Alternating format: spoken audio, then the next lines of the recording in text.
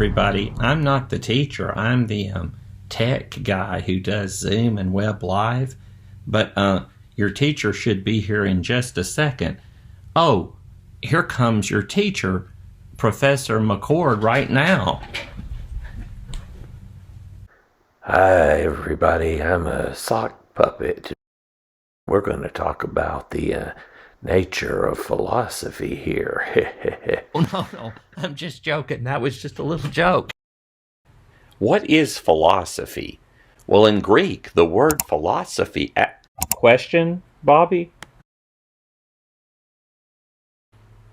Philo means love, and Sophia means wisdom. So what the word philosophy means in Greek is literally the love of wisdom. That doesn't work too well as a definition of philosophy. Wisdom is too vague.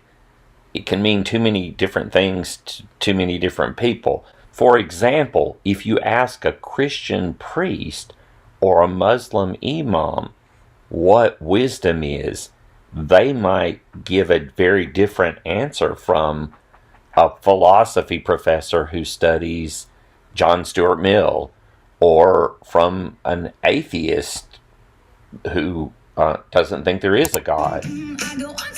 Question, did you have a question on the material? So to define philosophy, we can give this definition. Philosophy is the discipline that uses logic, reasoning, to question our most basic or fundamental assumptions. Now, what are those basic assumptions?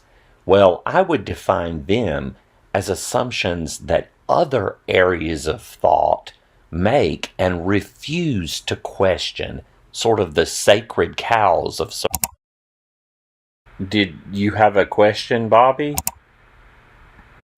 Please, I think it behooves us all to focus, and please do not press the button unless you have something to say. Would that be okay, everyone? There are these areas of... It does say on the syllabus, I would like for you to use your actual name as the way to identify you when we're using Web Live, please. There are these areas of thought that do not question certain assumptions, and I'll give a few examples.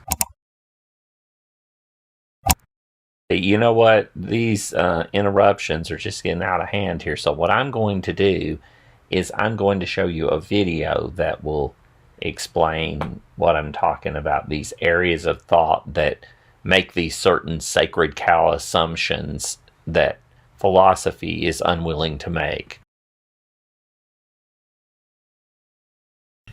First, let's consider the realm of morality. What assumption do we make in our everyday morals? Fine. All right. Cool. Right. Well, just you're gonna have to. You're just gonna, because I'm. Please be sympathetic to the situation. No. Sympathetic. You argue about whether your boyfriend, girlfriend, spouse is treating you with the appropriate level of respect. You and that other person are assuming that there really is a moral standard by which we know how other people should be treated. If there were no standard, then there'd be no big argument about whether your boyfriend, girlfriend, spouse was living up to that standard or not. Now, here in this case, Alicia's pretty mad because Alex has kissed Charlotte, and so she thinks he didn't live up to that standard of respect that he owes his commitment to her, whereas he thinks, well, yes, maybe I didn't live up to the standard, but there were mitigating circumstances that made it impossible for me to live up to that standard. Just to avoid copyright infringement, this show is the UK Bachelor. Spoiler alert, it's the show where it turns out that they were all dead the whole time. Spiritually, I mean. In the case of morality, then, we've learned that the sacred cow assumption that those of us who are in the moral realm make is that there really is a right and wrong. morality really exists. I heard about a man some time ago on the West Coast. He was in a Methodist There are church, some religious and he traditions decided that he that was gonna don't tithe his assume time. that He would give God 10% really of his time to the exists. church. But By going and most visiting- really do make that as their sacred cow assumption. Imagine if Billy Graham, Reverend Billy Graham, you see here, started a sermon by saying something like this: with all the pain and suffering in the world, how can we believe in a God? Well, you would know that by the end of the sermon, he would still believe in God, that he was just using that statement as an icebreaker to get people interested in his sermon. I mean, it would be crazy if by the end of the sermon he had talked himself out of believing in God. So I have to be careful on this one, but with a lot of religious belief as an area of thought, there's the sacred cow assumption that God exists.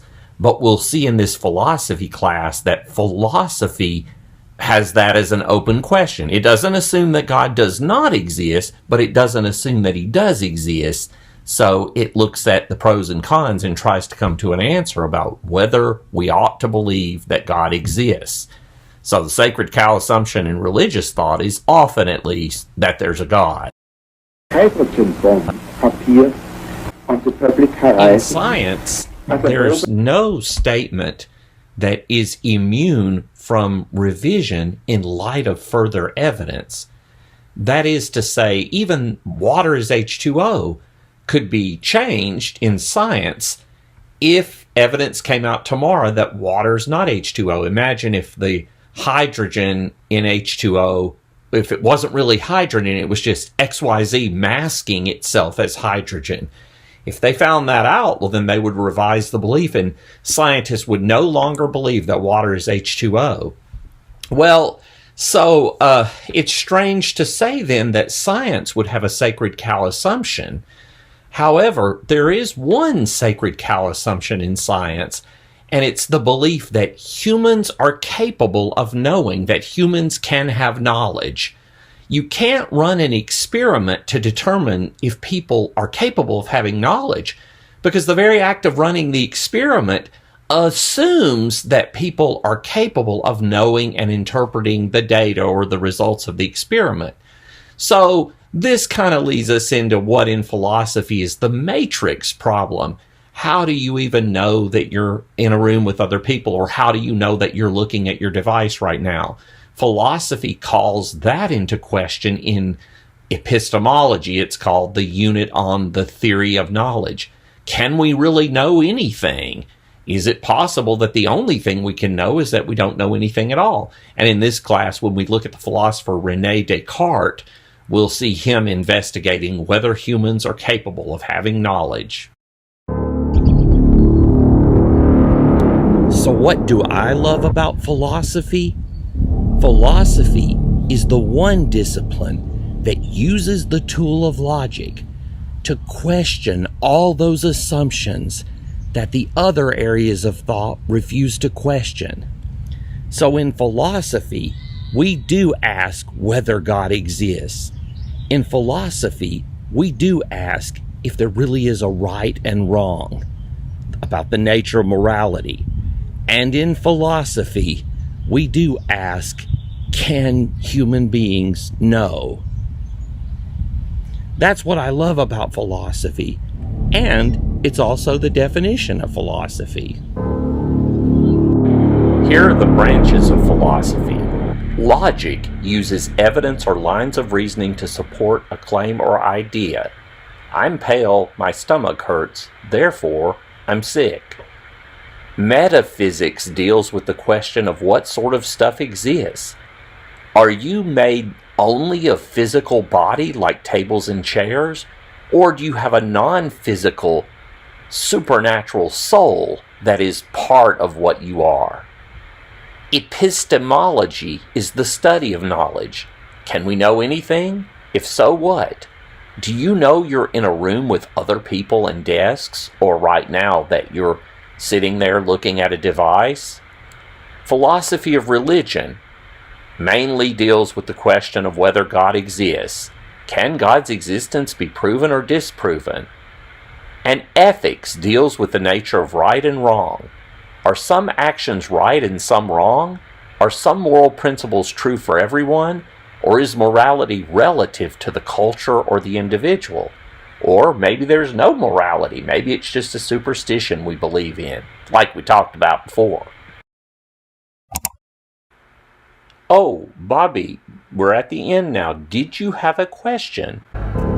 Bobby, you're that sock puppet, but how can you be real?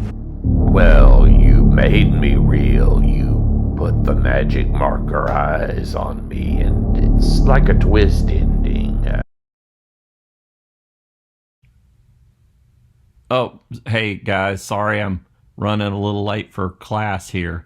Anyway, today we're going to talk about argumentation and using logic.